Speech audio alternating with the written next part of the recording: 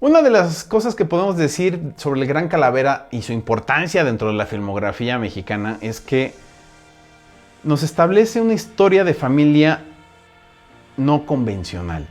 No es una historia donde todos vivieron felices porque todo se arregló y ya volvimos a la normalidad. Aquí lo que Buñuel nos dice es, la normalidad no existe. La normalidad es el problema.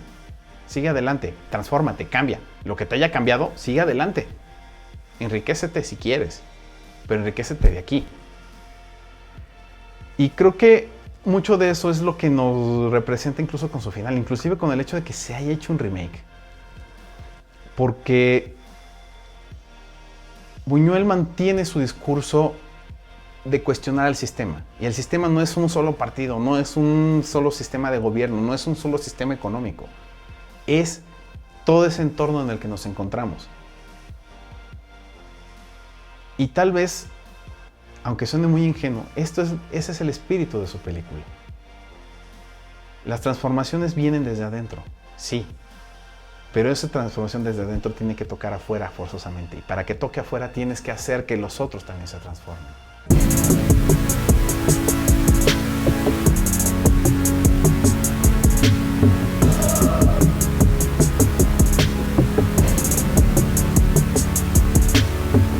El título de la película puede ser muy engañoso o al mismo tiempo puede ser muy natural para nosotros.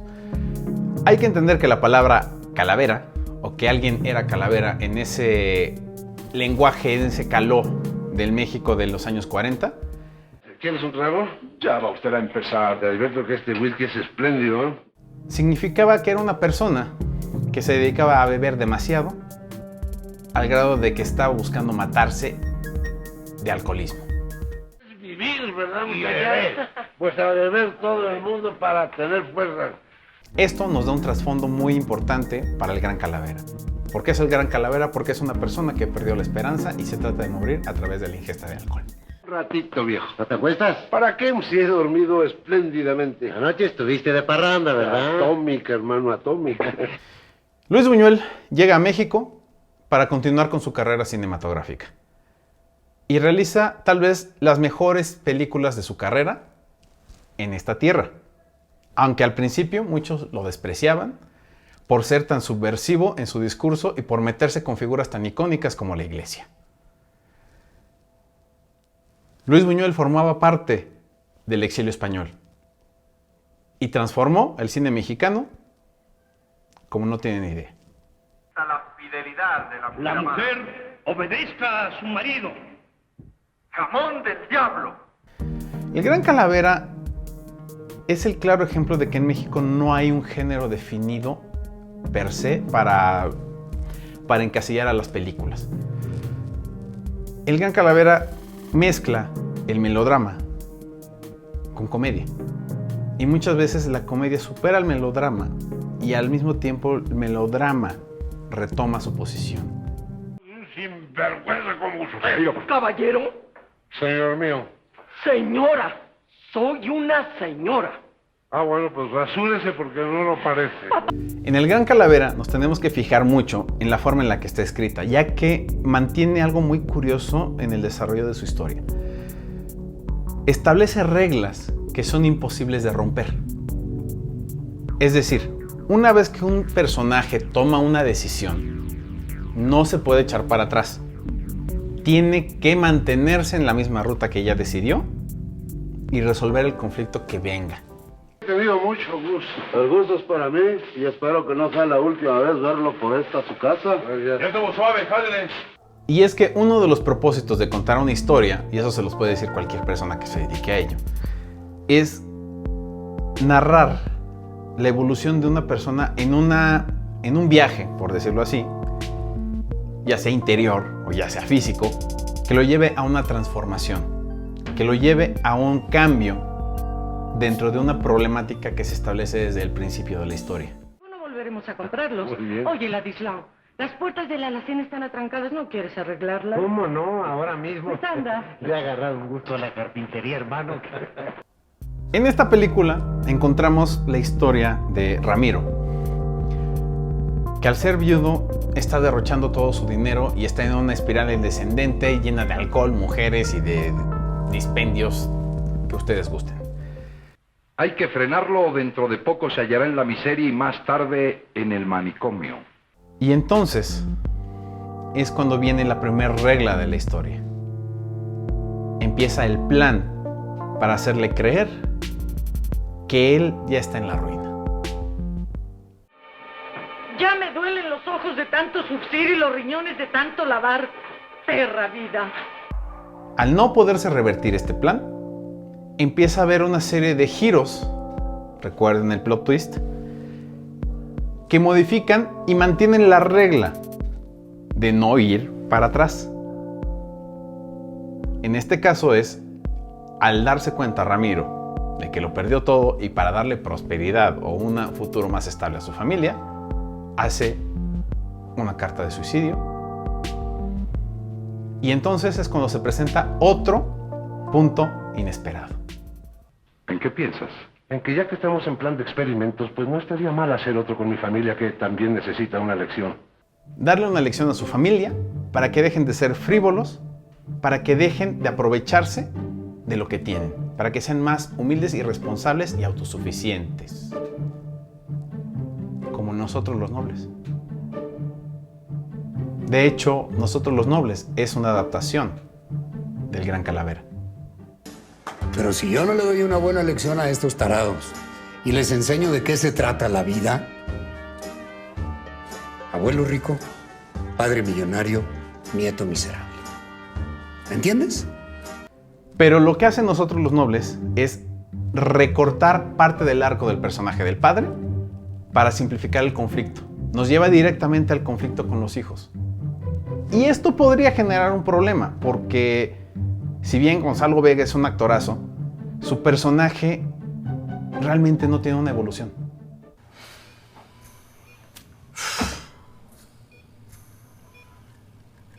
¿Puedes creerlo?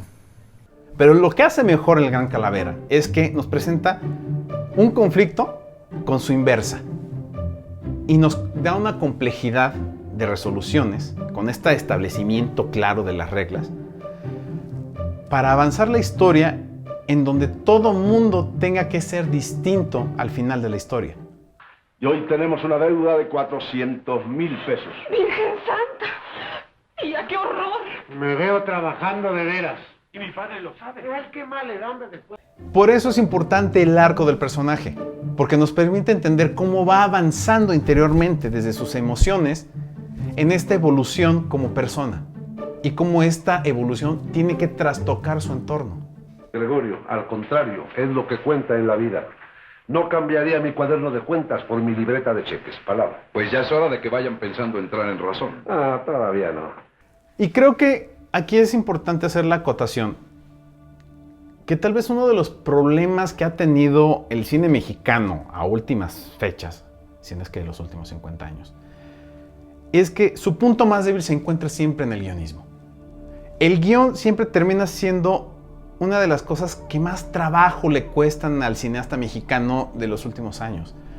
Le cuesta cerrar sus historias, le cuesta hacer construcciones bien definidas de sus personajes y de sus arcos evolutivos. Se sacan cosas de la chistera. Muchas veces existe una confusión entre ser un guionista y ser un escritor. Se piensa que escribir cine es como escribir literatura, cosa que es nada más lejano de la realidad. Son lenguajes totalmente distintos y siempre existe una separación muy evidente dentro de esta idea.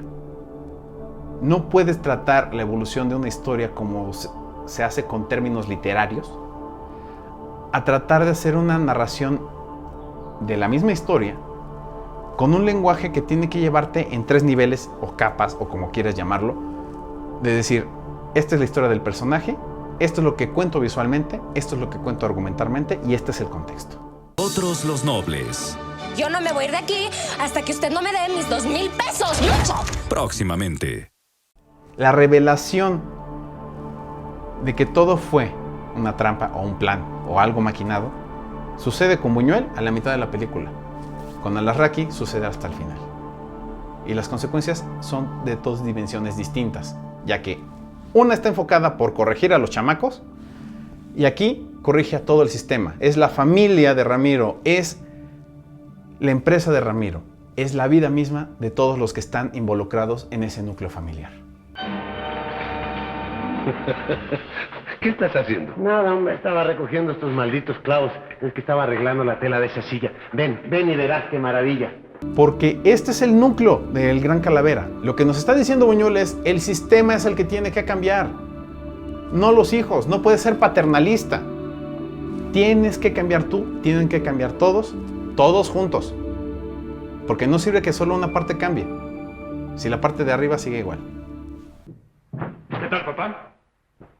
¿Qué te pasa que vienes tan contento? Algo que te alegrará a ti también. He vuelto a ingresar a la universidad y ahora va en serio. Hijo mío, no podías decirme nada que me causara mayor placer. Y es que muchas veces no basta con querer ser o con querer demostrar quién eres, con hacerte un nombre.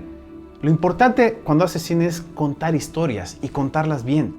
Tienes que evolucionar hacia este mundo en donde tienes que refinar muy bien cómo estás contando cada uno de los puntos por los que va pasando tus personajes y cómo esos personajes son trastocados y cómo esas acciones tienen consecuencias.